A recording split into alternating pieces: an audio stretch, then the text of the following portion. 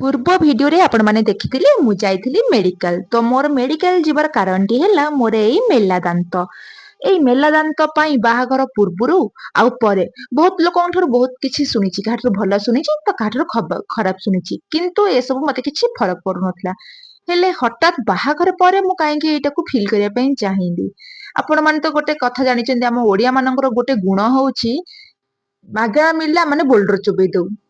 ତ ସେଇ କଥାର ମୁଁ ଟିକେ ଫାଇଦା ଉଠେଇଦେଲି। ଯେହେତୁ ବାପା ମୋର ଏତେ କଷ୍ଟ କରି ଏତେ ପଇସା ଖର୍ଚ୍ଚ କରି ମୋ ପାଇଁ ଗୋଟେ ଗଭର୍ଣ୍ଣମେଣ୍ଟ ଚାକିରିଆ ଜ୍ୱାଇଁ ଖୋଜି ଦେଇଛନ୍ତି, ବାହା କରେଇଛନ୍ତି ମତେ, ତ ମୁଁ ସେଇଥିପାଇଁ ଗଭର୍ଣ୍ଣମେଣ୍ଟର ଯୋଉ ଆମର ମିଲିଟାରୀ ଅଛି ମେଡିକାଲ, ସେଇଥିରେ ମାଗଣାରେ ଆକୁ ଫିଲ୍ କଲି। ଯଦି ମୁଁ ବାହାଘର ପୂର୍ବରୁ କରିଥାନ୍ତି ତାହେଲେ ମିନିମମ୍ 30 କି 40 ହଜାର ଖର୍ଚ୍ଚ ହେଇଯାଇଥାନ୍ତା। ତ ଏବେ ମାଗଣାରେ ମିଳିଲା ତ ମୁଁ ପିଛୁ ଚୋବେଇ ଦେଲି ଆଉ।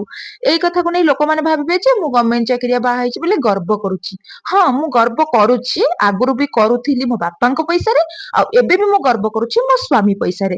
କୋଉ ପରଲୋକଙ୍କ ପଇସାକୁ ନେଇ ମୁଁ ଗର୍ବ କରୁନି କି ପରଲୋକଙ୍କ ପଇସାରେ ମୁଁ ଏସ୍ କରୁନି। ଦେଖନ୍ତୁ, ଆ ଭିତରେ ମୋର ତିଆରି ହେଇଗଲା ଟେଷ୍ଟି ଟେଷ୍ଟି ମଟର ସୁପ୍। ତ ଏବେ ମୁଁ ଚାଲି ମୋର ମଟର ସୁପ୍ ଏନ୍ଜୟ କରିବା ପାଇଁ। ଆପଣ ମାନେ ବି ଏମିତି ଶୀତ ଦିନେ ସୁପ୍ କରି ପିଅନ୍ତୁ, ଆଉ ଘର ଲୋକଙ୍କୁ ବି ଖୁଆନ୍ତୁ।